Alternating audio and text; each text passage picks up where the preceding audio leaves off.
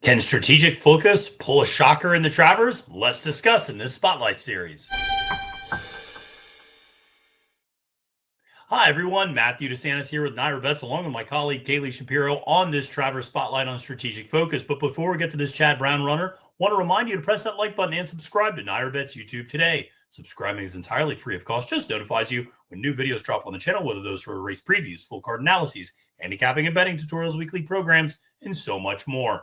Kaylie, it is Travers week.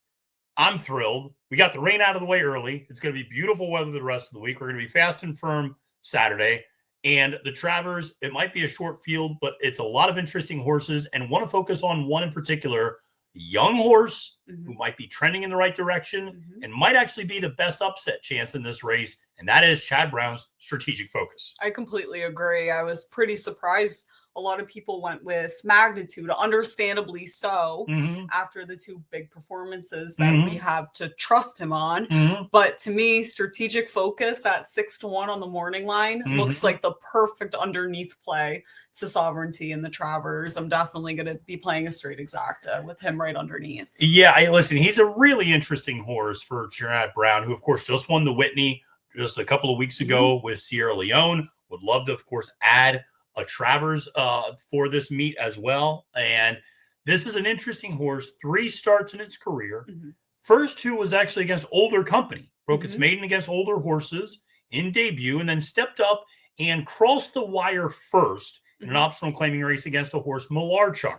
And ultimately was DQ'd, pushed back to second, but ran a big number that day. And based off of that, went to the Curlin, went against his stablemate Chancellor McPatrick, as well as Cherie DeVaux's horse, So Sandy. Finished a very close third that day with Flavien Prat aboard. But I thought that was an educational effort that day in the Curlin. This is a horse made a winning move and then just kind of flattened out maybe a little bit. First time running without Lasix and just couldn't quite finish. Definitely. And something tells me that this horse is probably maturing at a faster rate than maybe even Chad anticipated, just based on the way that he handled the Curlin. Like you said, first time running without Lasix, and the horse ran a pretty good race against tougher company than I believe Magnitude has faced. I would agree, yeah. That's just my opinion. I mean, Chancellor McPatrick, I think, is a great horse. Not a great horse. He's a really good horse. And then So Sandy is also a good horse. Yeah, I think So Sandy is, Yeah, and I think that this horse showed a lot of maturity stepping up into his third start the way that he ran that day. And then you bring up Malarchuk, who he beat technically in his second start. And then Malarchuk ran back a 102.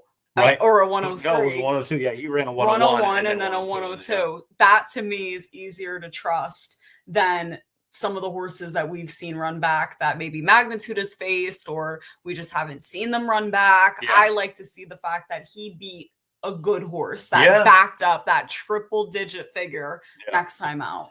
I agree. And it's telling, again, running against older horses. And that's something none of these horses have done, is run against olders. And so the fact he went up against a horse like Malarchuk, who I would argue is probably better than, I would say almost better than anybody that Magnitude's faced. I certainly think, certainly Chancellor's right there on the level of East Avenue, Chunk of Gold. So very comparable in that regard. You're getting much better price on strategic focus, and you're getting an equipment change. The blinkers are coming on.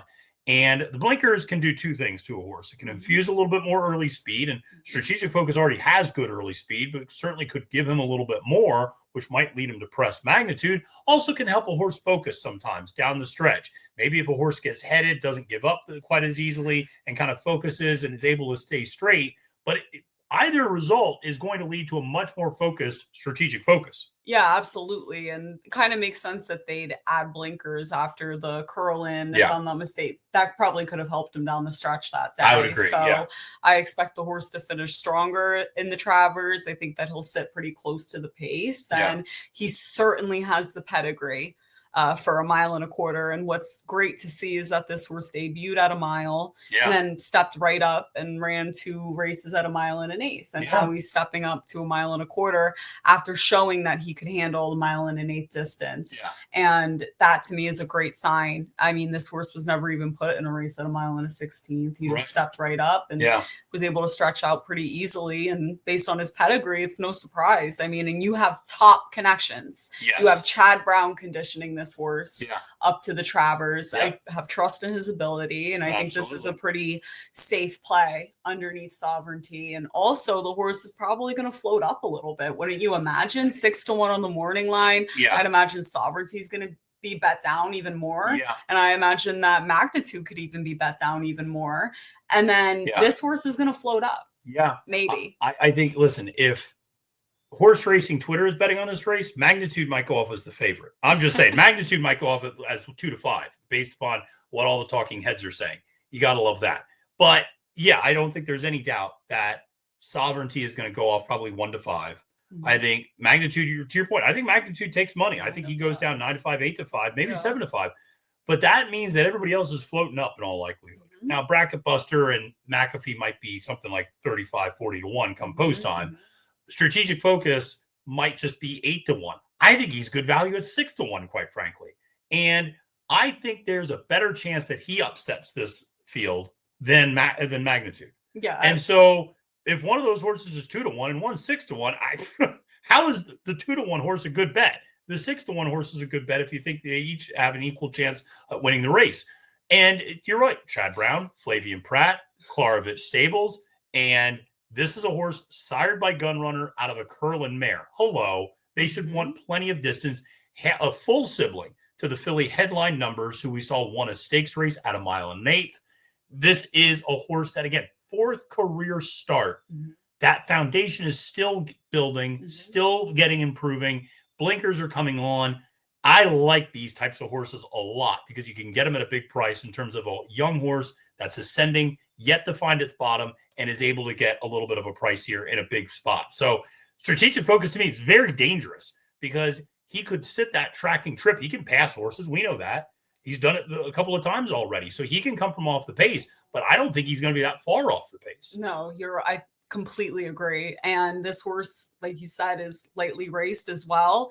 This will be just his 4th career start. Yeah. But that to me, I mean, the horse ran a 102 already. And, you know, in his run against horses that have also matched that or even improved off of triple digit figures as a lightly raced horse, you'd imagine he's going to take a step up here. And certainly this is a more attractive option to me in an exacta. I know you keep saying upset potential, and I would agree that this horse has a better chance than Magnitude. But for me, I'm just figuring out how I'm going to bet the race because I know Sovereignty's my pick. And this horse at 6-1, like we said, is great value and should float up as well. And also you get Chad Brown, who's, you know, the leading trainer at Saratoga. He knows how to win races everywhere and especially graded stakes here.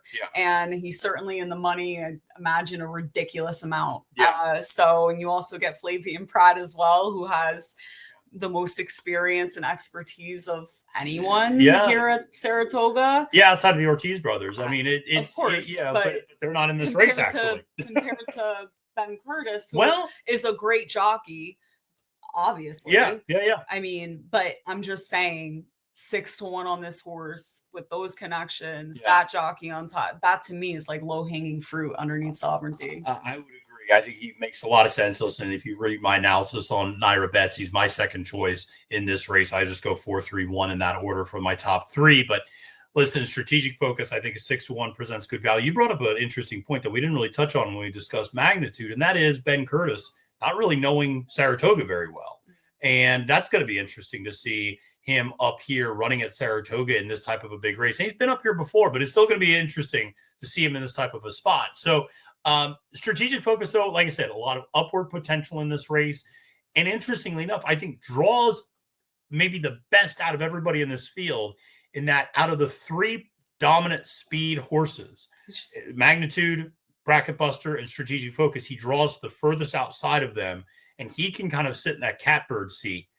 And then listen, if he's good enough to make the winning move, which we saw him making the Curlin, maybe Flavia moved him a little early that day, but I still think it was the right time to make that move. And he did it pretty easily, and he went right on by, and then, again, got caught at the end. But I think the blinkers are going to help. I think more conditioning is going to help, more racing experience, second time off Lasix.